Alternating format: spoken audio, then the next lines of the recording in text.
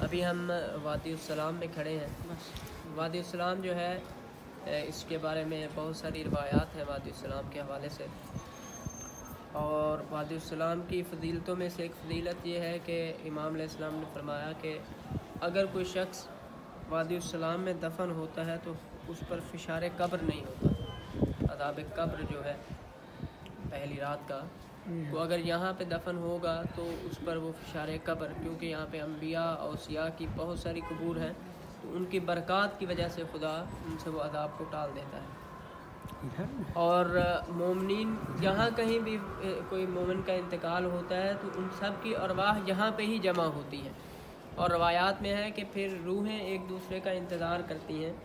مثلا کوئی کسی کا رشتہ دار فوت ہوا ہے تو جو ایک پہلے فوت ہو گیا، تو جب وہ دوسرا فوت ہو کے پہنچتا ہے تو اپنے باقی رشتہ داروں کے بارے میں وہ پوچھتی ہے روح کہ وہ باقی جو تھے ہمارے وہ کیسے ہیں، فوت ہو گئے یا چلے گئے، تو مثلا وہ روح کہتی ہے کہ وہ تو ہم سے پہلے فوت ہو گئے۔ تو وہ پھر سمجھ جاتے ہیں کہ اگر یہاں پہ روح نہیں آئی تو پھر وہ کیا ہے، نعوذ باللہ دوسری جو جس کو وادی برہوت کہا جاتا ہے وہاں پہ چلی گئی۔ تو مومنین کی ارواح جب فوت ہوتی ہیں تو یہاں پہ جمع ہوتی ہیں اور سب ایک دوسرے سے ملاقاتیں ہوتی ہیں، ملتے ہیں۔ تو یہ فضیلت ہے، اور یہاں پہ روایات کے مطابق 35,000 انبیاء کی یہاں پہ قبور ہیں۔ بعض میں 70 بھی لکھا گیا ہے، لیکن 35 کی روایت جو ہے وہ زیادہ مقبولہ ہے، جن میں سے مشہور انبیاء یہاں پہ ابھی ہم کھڑے ہوئے ہیں۔ مشہور انبیاء 4 یہاں پہ دفن ہیں۔ حضرت آدم علیہ السلام جن کی آپ زیارت کر چکے ہیں، حضرت نوح علیہ السلام، اور ابھی جس مقام پہ ہم کھڑے ہیں یہ علامتی ذریعہ ہے، وگرنہ اصل قبریں جو ہیں وہ آگے ہے، کیونکہ ابھی کنسٹرکشن کا کام چل رہا ہے تو اصل جو قبور ہیں وہ آگے کی طرف ہے، لیکن ابھی وہ بند ہے۔ تو یہ علامتی ذریعہ جو پہلے وہاں پہ تھی اس کو یہاں پہ زیارت کے طور پر رکھا ہوا ہے۔ تو یہاں پہ حضرت صالح علیہ السلام کی قبر ہے اور حضرت ہود علیہ السلام کی، اور ان دونوں کا قرآن مجید کے اندر ذکر موجود ہے، اور حضرت ہود کے نام سے پورا ایک سورہ قرآن مجید میں نازل ہوا، 12 نمبر پارے میں سورہ ہود کے نام سے پوری ایک سورت قرآن کے اندر موجود ہے۔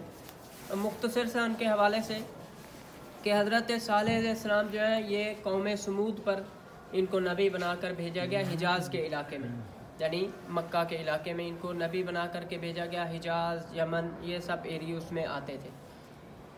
تو ان کی قوم کیا ہے، یہ بت پرستی اور شرک کے اندر مبتلا تھی۔ ایک پہاڑ تھا ان کے اوپر، انہوں نے اپنے بت رکھے ہوئے تھے اور اسی کی پوجا کیا کرتے تھے۔ حضرت صالح علیہ السلام نے قوم کو بہت سمجھایا، بہت ساری عقلی ادلہ ان کو دیں کہ اللہ وحدہ لا شریک ہی کیا ہے، عبادت کے لائق ہے۔ یہ بت جن کو تم خود تراشتے ہو، خود ہی بناتے ہو، یہ تو تم ان کی حفاظت کرتے ہو، چاہیے کہ یہ تمہاری حفاظت کریں۔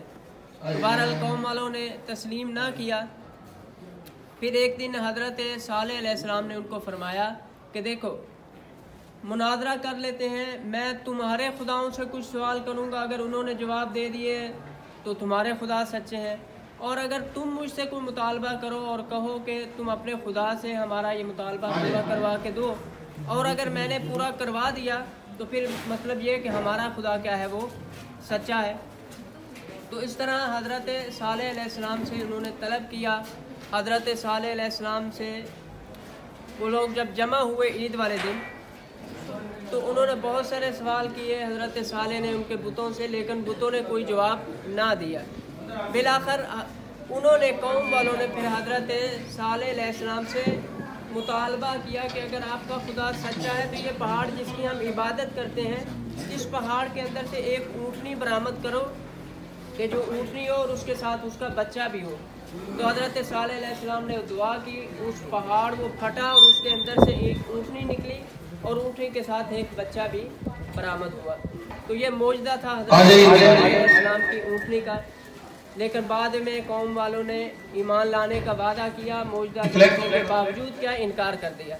تو اس کے بعد قوم پر عذاب نازل ہوا اور قوم کیا ہے، تباہ و برباد ہوگی۔ اسی طرح قوم سمود پر بھی کیا اللہ کا بہت بڑا عذاب آیا اور پتھروں کی بارش نازل ہوئی۔